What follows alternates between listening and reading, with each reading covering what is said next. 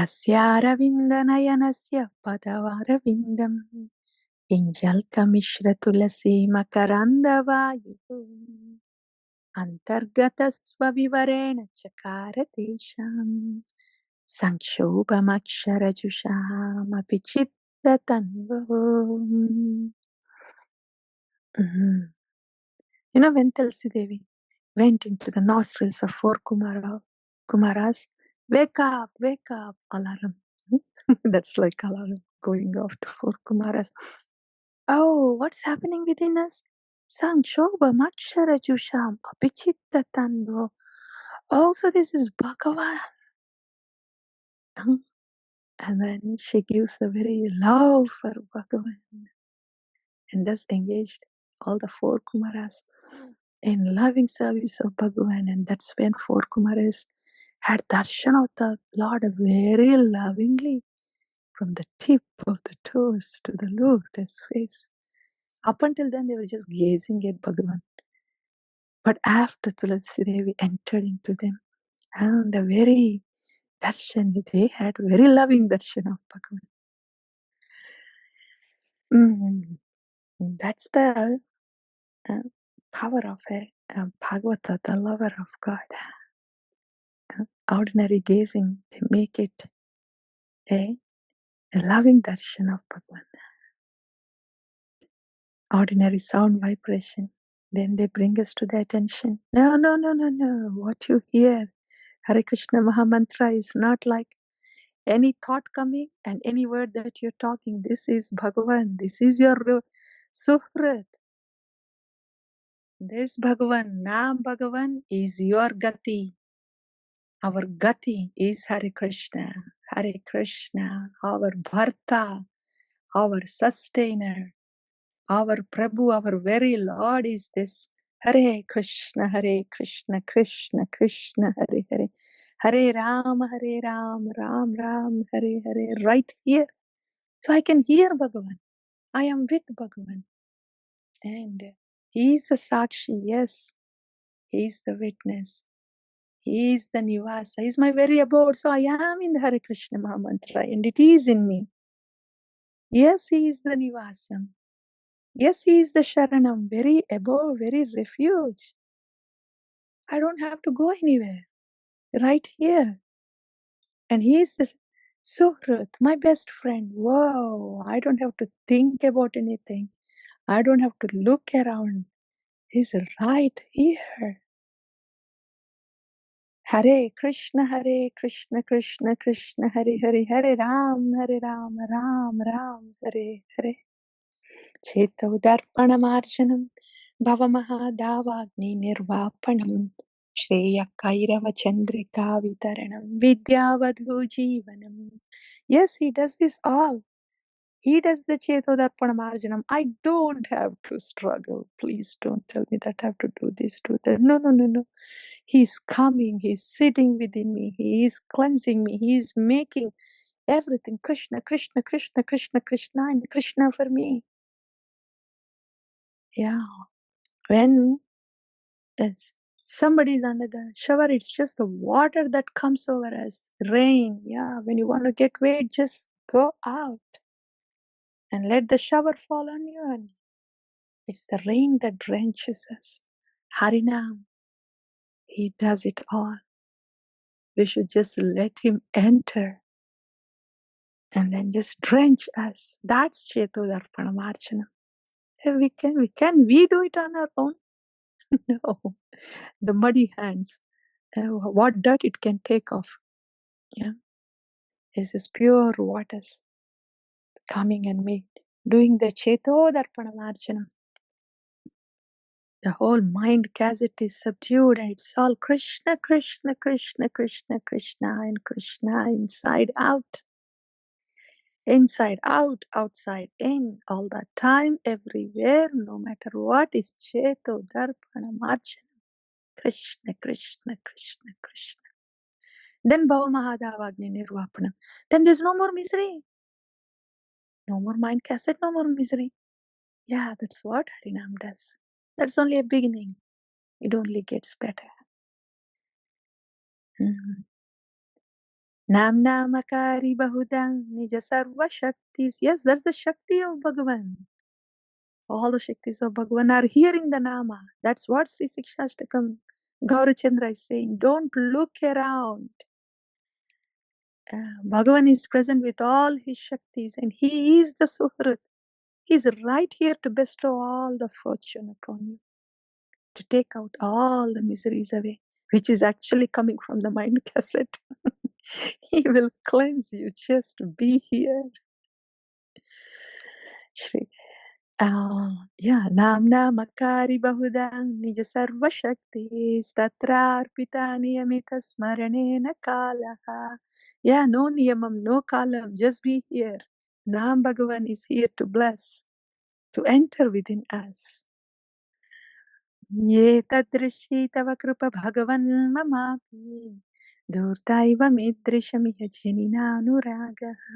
We didn't have attachment to the Nama, but we have attachment now, hearing all the Avani of the Acharyas and then prayers. Now we have great eagerness and want to get Anuraga for the Bhagavan here. Trinadapi sunichena tarore vasaheshnana Amani namanadena kirtaniya sada hari. Yes, I want to be in the reality. I want to be in, and I want to have humility. Be in the reality. See that Krishna is all in all. He is Suhrat. I belong to Krishna. Everybody belongs to Krishna. Is being in the reality. I praise the Lord. I glorify the Lord. I praise and glorify everybody that belongs to the Lord. And everything that's happening to me, I get the tolerance from holding the lotus feet of Bhagavan. That's how Taro Reva Sahishnuna will be there. I don't have to look around. Lotus feet of Bhagavan is here. Nama is here. The tolerance that I need will come from here. Everything I need will come from here. I bow down to this Bhagavan. That is Amanina Amanadena. I will continue to glorify this Bhagavan.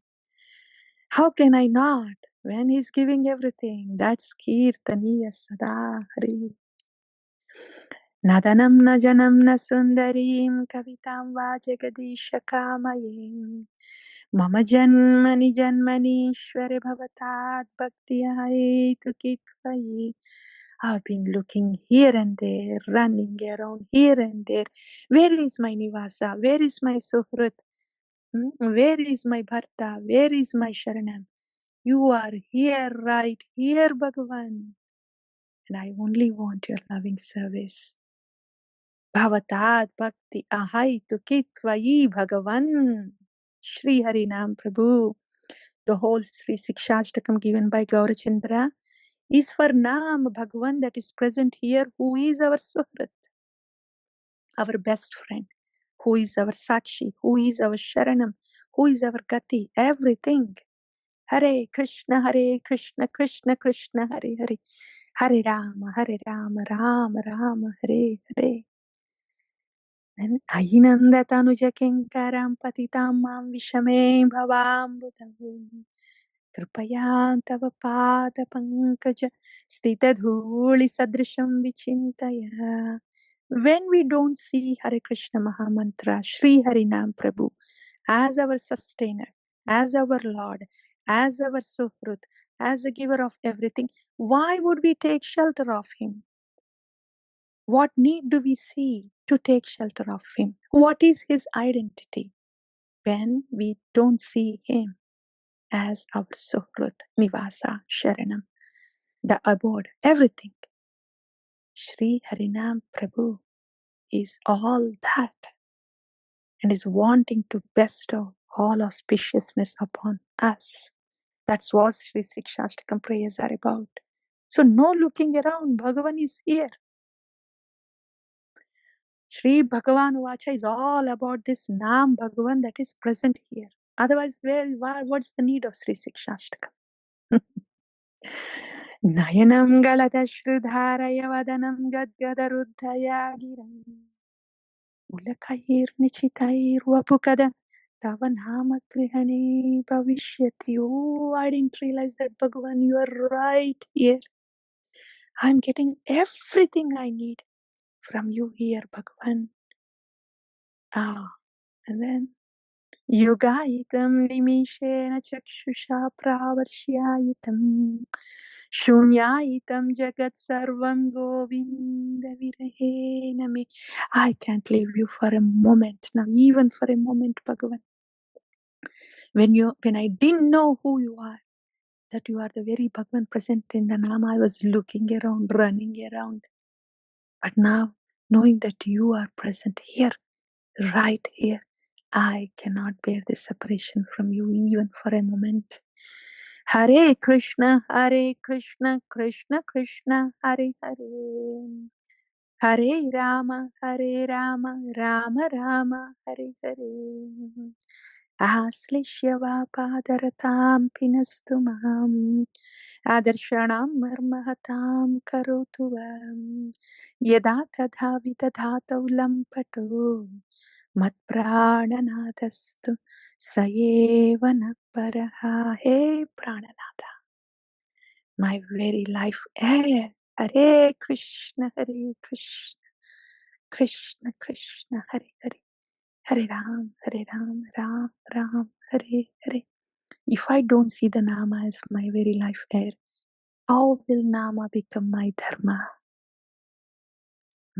Hey Prananada, Shri Harinam Prabhu, Shri Gopinatha. Whoever hears or recites this Sri Sikshashtakam given by Sriman Chaitanya Mahaprabhu, their love and devotion for Krishna, Shri Nam Prabhu, will increase day by day.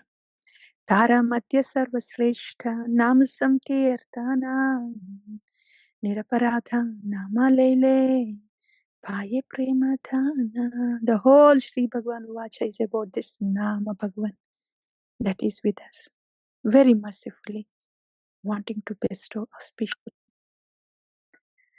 Atayeva Nama Matra Vaishnavera Dharma Name Prasputita Hoile Rupa Guna Karma.